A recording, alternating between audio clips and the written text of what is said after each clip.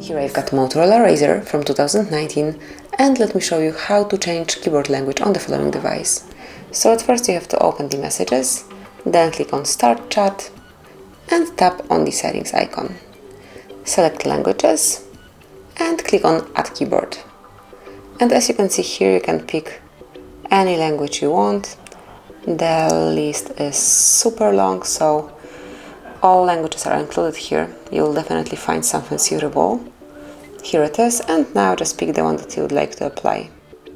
Tap on Done, remove the current language, and now if you will go back, you will see the difference. So this is it now, you've got each applied. Then if you want to change it again, just tap on the settings and perform the same operation. Add keyboard, select the keyboard that you want to apply, remove unnecessary language, and that's it. So that will be all. Thank you for watching. Please subscribe our channel and leave the thumbs up.